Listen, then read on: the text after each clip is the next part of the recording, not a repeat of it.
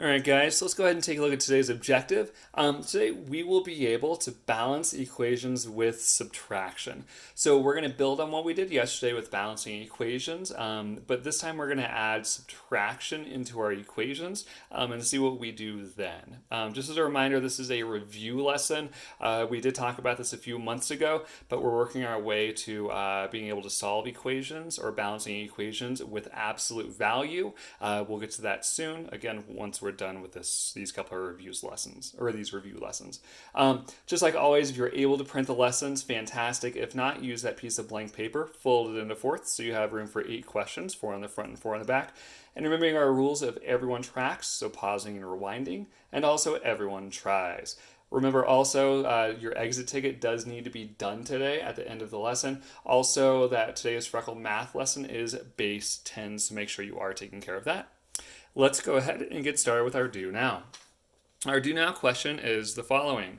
3x minus 5 is equal to 15 plus x. Again, 3x minus 5 is equal to 15 plus x. Thinking about what you're doing to one side, remember what we do to one side, you always do to the other as well. We'll talk about how to solve this in just a minute. Go ahead, press pause so you have your own time and resume, or as much time as you need, and to resume the lesson. Go ahead and pause in the next 5, 4, 3, 2, and 1.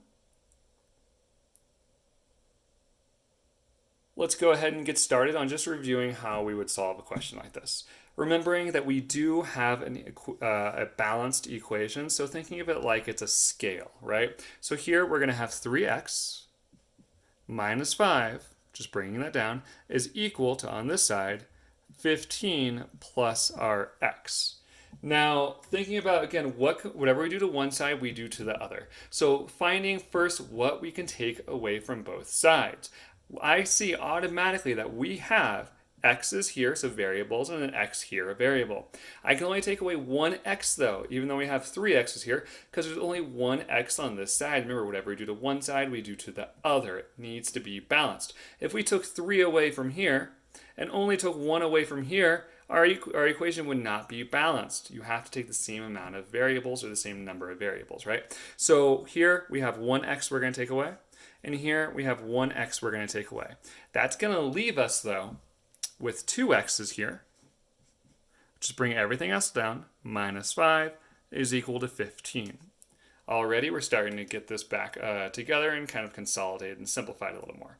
Now, we now have 2x minus 5 is equal to 15. And this is where it gets just a little bit trickier and different than yesterday. We do not have a 5 here.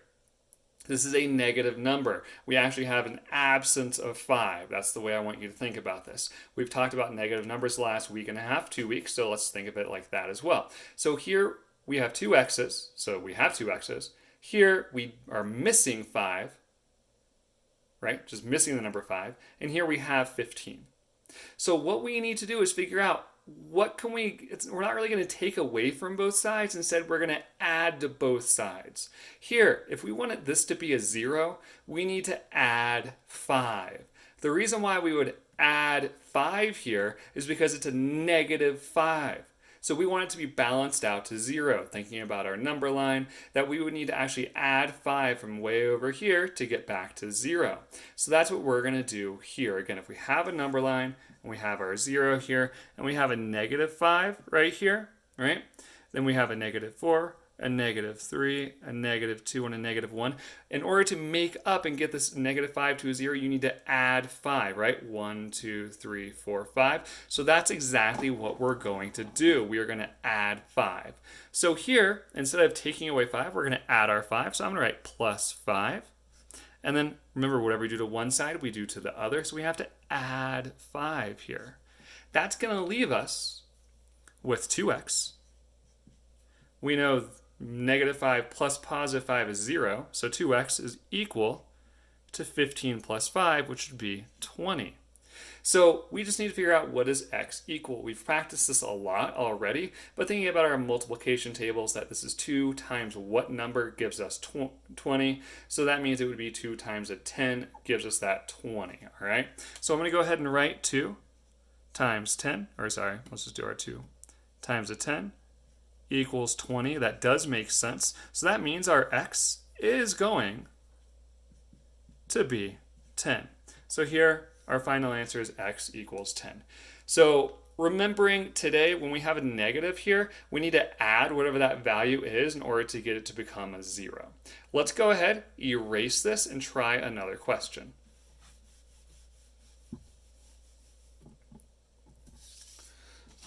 Looking at example 2, again, it's a balanced equation that we need to figure out. So we're going to go ahead and draw our scale and just copy it down. 4x minus our 3 is equal to 12 plus an x. Now, again, we always want to get started with our variables. Here, if we have 4 here and we have a 1 here, I want you to think, how many variables can we take away from both sides? We're going to be able to take away only one x, right? So if we have one x on this side, we can only take away one x on this side, because whatever we do to one side, we do to the other. So we're going to take one of those x's away, and we're going to take one of those x's away. That's going to leave us with 3 x's on this side, minus a 3 is equal to 12. Now thinking about what can we either take away or add to both sides to make our equation balanced, right? And to solve for that x. Here, I see we have 3 x's. We don't have any more x's, so we can't take anything else away. But I see we have a negative 3 here, right? It's a minus 3, so we don't really have a 3 there, but we want to zero that out, right? So that means we're going to add a number to this 3. Negative 3 plus what gives us 0? It's going to be plus 3. So we're going to add 3 to here, and whatever we do to one side, we do to the other. So we're going to add 3 here. This time, we have 3x, right? Bring it down. So 3x, we don't have anything left here, is equal to 12 plus 3, 15. So again, thinking about 3 times what number is going to give us that 15? It's going to be our 5. So x is going to be equal to 5. We could even check it by plugging it in, getting rid of this x, and saying, oh, 3 times 5, does that make sense? 3 times 5 is 15. Yes, it does make sense. So that's how we know we can check our answer as well. I'm just going to turn it back to how we had it.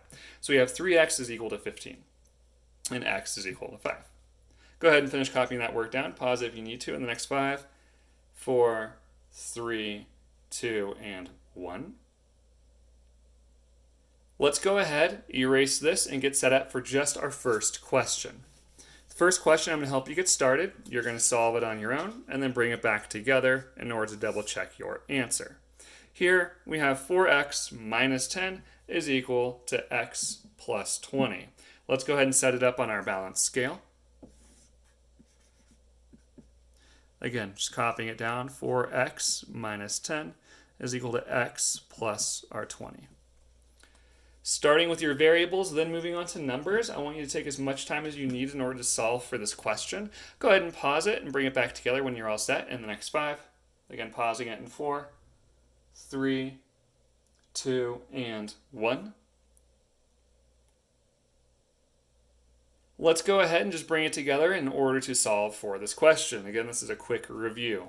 I see we have x's on both sides. We have 4 x's here and an x here, always looking at our variables first. That means we're going to take our 1x away from this side and our 1x away from this side, right? Has to do the same thing to both sides. So whatever we do to one side, we do to the other. Take away that x, take away that x. That's going to give us, and bring everything else down, 3 x's minus our 10 is equal to 20. We're all set with our variables. We're all done with that. However, let's take care of our numbers. We're not going to take 10 away from here because we're missing 10. So let's add 10 to this side in order to get it to equal 0. Here, we're going to add our 10. Whatever I do to one side, I do to the other. You know that already. That means that this is going to end up being 0. So we have left 3 x's is equal to 30. So again, 3 times what gives us that 30, knowing that x is going to equal 10. The reason why is because 3 times 10 gives us that 30. Again, even checking our answer if we wanted to. Let's do that in a different color here. If I wanted to, we could say 3 times, Fortunately, that marker died. 3 times what number? 3 times 10 gives us that 30, and I think that is a reasonable answer. So that's how we can always check our work. Let's just put it back to that x. So x is equal to 10 on this question. Now, if you guys have any questions, please let me know. Reach out to me. I know this can be tricky, especially since I'm not there in person to help you out in the moment, okay? Tomorrow we are going to build on this just a little bit. We're going to be adding and subtracting, so it'll be a review day from yesterday and today, just to make sure, so for Friday, that we're all set for that absolute value, okay, with equations. You guys know exactly what to do. Don't forget about your exit ticket and also your freckle, which would be base 10 today. Again, completing both of those. Let me know if you guys have any questions. Otherwise, I will see you guys tomorrow.